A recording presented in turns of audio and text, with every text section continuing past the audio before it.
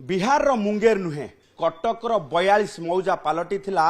चोरा बंदूकर hotspot. STF को मिलची बड़ सफलता। ठाब होईची एक बंदूक कारखाना, गिरफ होईछंती 4 जण आ जबत होईची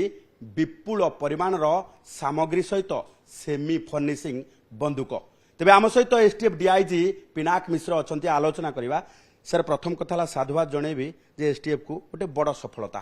तेबे इनपुट केमिति मिलला एवं केते दिन धरि केमिति चलीथिला ए बंदूक कारखाना तार किछि वर्तमान हिसाब मिललानी कि एवं ताकू नै कि अधिक तदंत कोन करिवे। तो स्पेशल टास्क फोर्स एसटीएफ रो मैंडेट हला जे ऑर्गेनाइज्ड क्राइम विरुद्ध रे हमरो इन्वेस्टिगेशन करबा, ताकू खबर आनी रेड करबा, डिटेक्शन करबा, इन्वेस्टिगेशन करबा। तेणु एई क्रम रे हम एसटीएफ रे विभिन्न ऑर्गेनाइज्ड क्राइम जोटा इंटर स्टेट रेमिफिकेशन अच्छी, इंटर डिस्ट्रिक्ट क्राइम आम राज्य भितरे ताकू आमे तीक्ष्ण नजर रखा जाय थाए। ए जो इलीगल मैन्युफैक्चरिंग आर्म्स विषय मध्य एसटीएफ पाखरे सूचना थिला एवं से सूचना उपरे एसटीएफ रो ऑफिसर मध्य को काम करुथिले। तापरे वेस्ट बेंगल एसटीएफ मध्य हमकु किछि मूल्यवान सूचना से माने प्रदान करथिले एवं आमे जितेबाला ताकू वर्कआउट कलु आमे जानी पारलु जे गोटे जगार किसी संदिग्ध व्यक्ति गोटे परित्यक्त घरे घर भड़ा नहीं किसी गोटे सस्पिशियस काम करुछंती। तेणु गतकाली भोर रु आमर एसटीएफ रो team, Odisha STF, West Bengal STF रो टीम एवं कमिशनरेट पुलिस रो टीम, कटक यूपीडी रो आमे मिलित भाव रे गतकाली से जगार रेड करा हितला। से जगार रेड कला परे आमे गोटे वर्कशॉप ठाब करथिलु, जो वर्कशॉप रे विभिन्न प्रकार रो मॉडर्न मशीनरी थिला एवं सेठी किछि लोक विभिन्न आर्म्स रो पार्ट्स गुडा को मैन्युफैक्चर करथुले। जो कंट्री मेड आर्म्स थाए सेठी विभिन्न पार्ट्स आपण जो देखिले ताकू मैन्युफैक्चर करथुले एवं एटा तांगर मैन्युफैक्चरिंग यूनिट थिला जोठी विभिन्न पार्ट्स मैन्युफैक्चर कला परे से माने नै कि विभिन्न जगह असेंबल करथुले एवं सेटा फायर आर्म्स हिसाब रे विक्रय करथुले।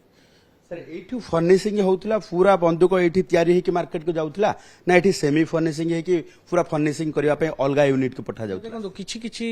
सेटा एबे इन्वेस्टिगेशन रो परव्यू रे अछि जे माने केवल पार्ट्स बसेकरी असेंबल अन्य जगह रे करथुले ना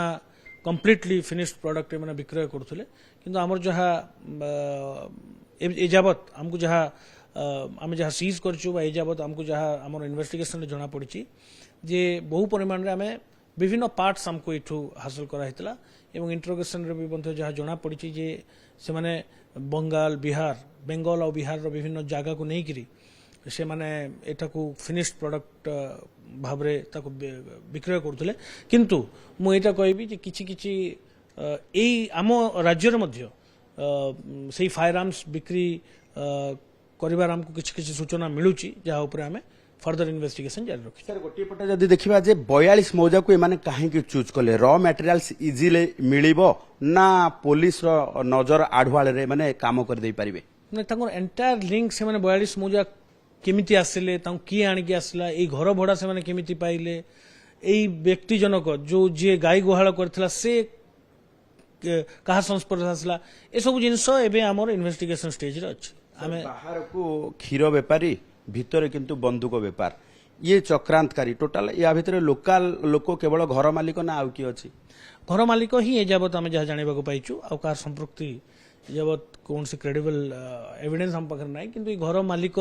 रो ज्ञात सार रे घर मालिक रो नॉलेज रे ए सब काम होतला सा हम पाखर एविडेंस अछि। सर वर्तमान किछि जदि देखिबा जे किछि अपराध रे मध्य प्रत्येक समय देखा बाहर राज्य अपराधी मानकर संपृक्ति रोची एठी बाहर राज्य आसिक एठी बंदूक कारखाना एभली स्थिति रे एसटीएफ ऑर्गेनाइज क्राइम अर्थात संगठित अपराध रोकिबा पाई को राज्यर पुलिस सहित वर्तमान मिलित भावे समन्वय रही। देखो एसटीएफ मु कहली जे एटा हमर नोडल एजेंसी स्टेट गवर्नमेंट रो जे ऑर्गेनाइज्ड क्राइम को रोकिबा पाई हमर मैंडेट अछि विभिन्न प्रकार रो क्राइम। तो एबे एसटीएफ रे हमें एई दिगरे काम करछु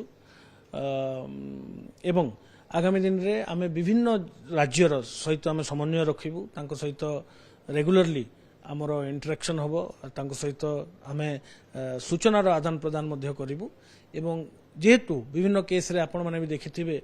ଯେ ବାହାର ରାଜ୍ୟର କ୍ରିମିନାଲ ମାନେ ଓଡ଼ିଶା ମାନେ ଭୁବନେଶ୍ୱର ଏବଂ କଟକରେ ବହୁ ଆମେ ସମ୍ମୁଖୀନ ହେଇଛୁ ଏବଂ ବାହାର ରାଜ୍ୟ କ୍ରିମିନାଲ ମାନେ ଧରା ମଧ୍ୟ ପଡ଼ିଛନ୍ତି ଡିଫରେଣ୍ଟ ଟାଇପ୍ ଅଫ୍ କ୍ରାଇମ୍ରେ ତେଣୁ ଏସ୍ଟିଏଫ୍ର ଦାୟିତ୍ୱ ଆହୁରି ବଢ଼ିଯାଉଛି ଯେ ବିଭିନ୍ନ ଅନ୍ୟ ଷ୍ଟେଟ୍ସ ମାନଙ୍କର ଡିଫରେଣ୍ଟ ଏଜେନ୍ସିଜ ସାଙ୍ଗରେ କେମିତି ଠିକ୍ ଭାବରେ ସମନ୍ୱୟ ରଖାଯାଇପାରିବ ଏବଂ ଏ କ୍ରାଇମ୍ଟାକୁ ପ୍ରିଭେଣ୍ଟ କରାଯାଇପାରିବ କିମ୍ବା ଏବଂ ଡିଟେକ୍ସନ କରାଯାଇପାରିବ ବାହାର ରାଜ୍ୟର ପୋଲିସ ସହିତ ସମନ୍ୱୟ ରକ୍ଷା କରିବା ସଂଗଠିତ ଅପରାଧ ରୋକିବା ଏବଂ ତତ୍ସହିତ ବନ୍ଧୁକ ଚୋରା କାରବାରର ନେଟୱାର୍କକୁ ପୁରା ଖୋଜି ବାହାର କରିବା ଏବେ ଏସ୍ଟିଏଫ୍ ପାଇଁ ବଡ଼ ଚ୍ୟାଲେଞ୍ଜ ସୃଷ୍ଟି କରିଛି ଭୁବନେଶ୍ୱର କ୍ୟାମେରା ପର୍ସନ ବିଶ୍ୱଜିତଙ୍କ ସହ ଚନ୍ଦନ ପାଇକରାୟ OTV।